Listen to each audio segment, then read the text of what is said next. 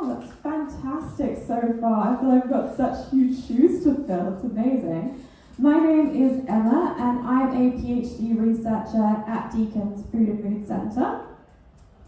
And I am going to be talking to you guys today all about food, poo, magazine quizzes, algorithms, and depression. I promise it'll all make sense eventually. In fact, I'm so confident it'll make sense, I made a bingo card for you guys today. Feel free to snap a photo and play along if you like, but we'll come back to it later.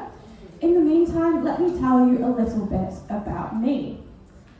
My specialization in science is in the millions of tiny microscopic organisms like bacteria, fungi, and even viruses that call your body home.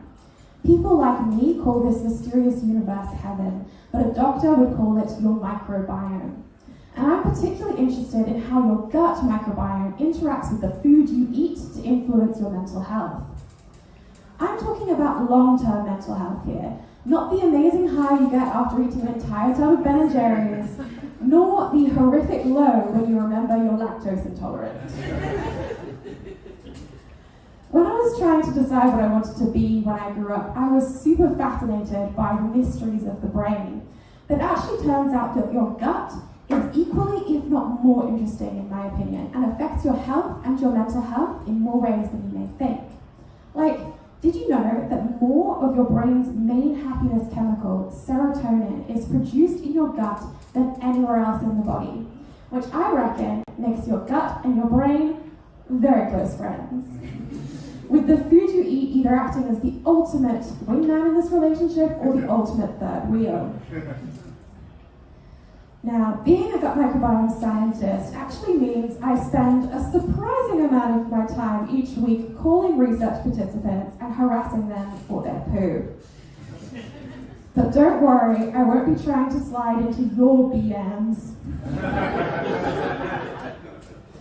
Quick little check on our bingo progress. We're getting pretty close to 2 bingos, but no luck yet, so we'll just have to stay tuned.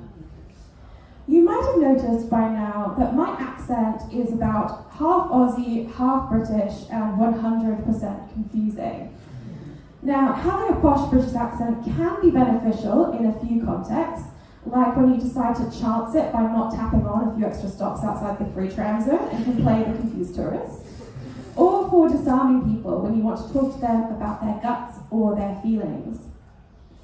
You see, when we talk about depression and poo, some people, obviously not me, can get a little bit awkward, which can make them getting the care that they need particularly challenging, especially when they struggle to describe their symptoms or feel stigmatized.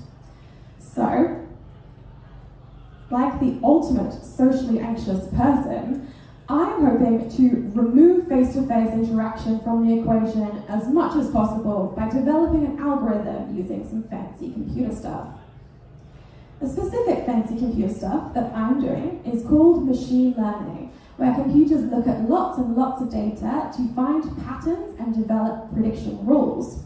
And I'm hoping that the algorithm that I build might be able to look at your gut microbiome and aspects of your lifestyle and be able to tell whether you have depression.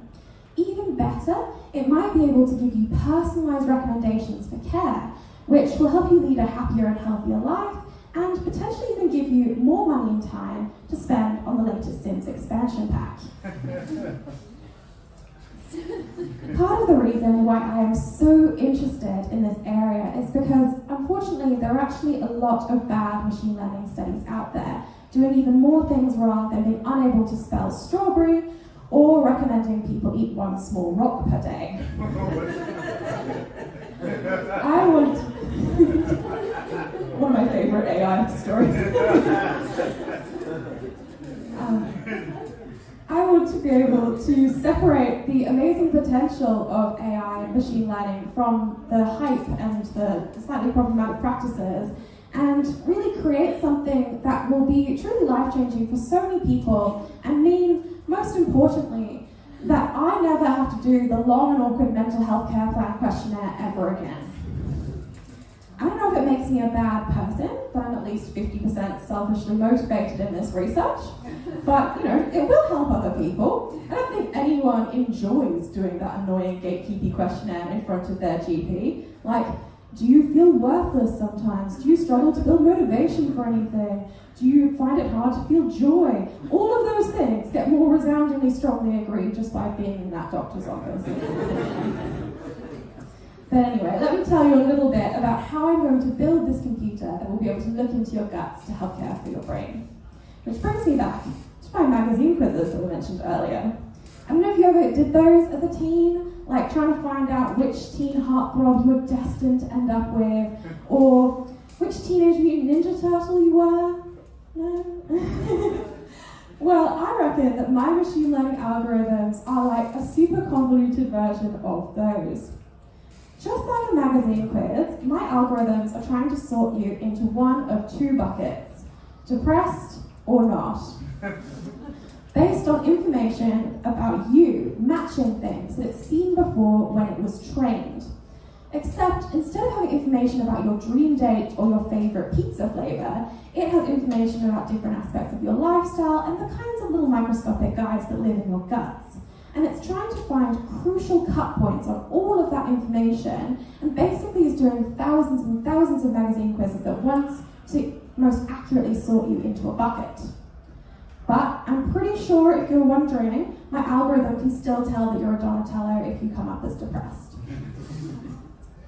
Problem is, a lot of people unfortunately train their algorithms on only a few people because it can be really hard to find good quality data.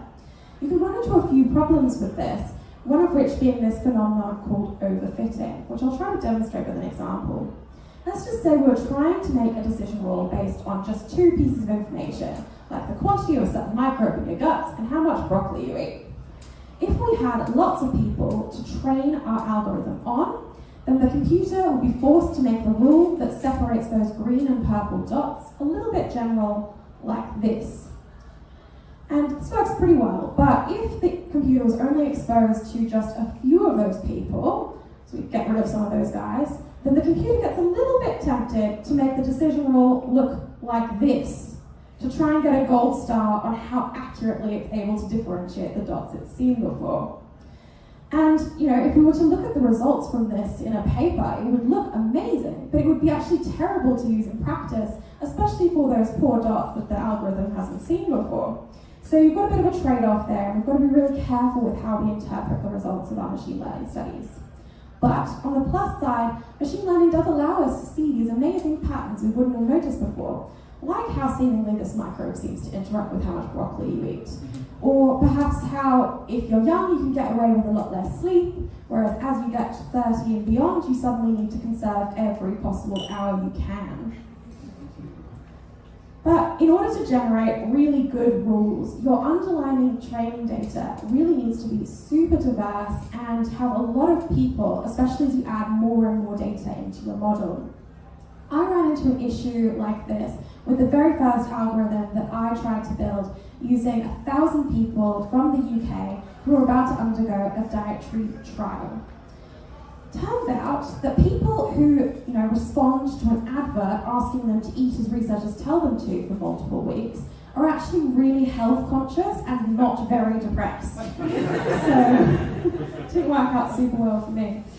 You've reached a bit of a low point in your PhD when you're wishing that more people in the UK in 2018 were depressed. I do get that when you've got depression, the very notion of doing a dietary intervention and providing poo samples and doing all sorts of horrid questionnaires sounds intensely unappealing. But, at least they could have given me the people who were borderline. Where on earth were my doom scrollers at in 2018? You would think that with all the nonsense going on surrounding Brexit, that they would have at least had a few people dip below that threshold. Jesus. But maybe all the hype surrounding Harry and Meghan's wedding was enough to just bring people back up and lift their spirits. Unless you're one of those weirdos who hope to marry him, in which case that might have just made everything worse. But thankfully, I've actually identified a whole bunch more amazing data sets containing thousands and thousands of people coming from all sorts of different walks of life to simply be observed. And my supervisor just got funding for me to look at them next year and develop some more algorithms, which is fantastic news for multiple reasons. First and foremost for me, I'm going to be paid a living wage to do my job for the very first time in my life. I'm very excited. And secondly, I am one step closer to eliminating that horrid questionnaire from depression detection for good, which is fantastic news in my book. So let's check back in on our bingo. As promised, we hit all of our key terms, but not only that, we actually completed the whole thing. It's ultimate bingo, everyone. Congratulations. But on a more serious note, I really do hope that my work feeding your food, poo, and more into my magazine quiz, like algorithms to detect depression, might one day become part of your regular GP checkup, and potentially even get you prescribed specific food that can shape the landscape of your poo and help us all live happier and healthier lives. Thank you so much.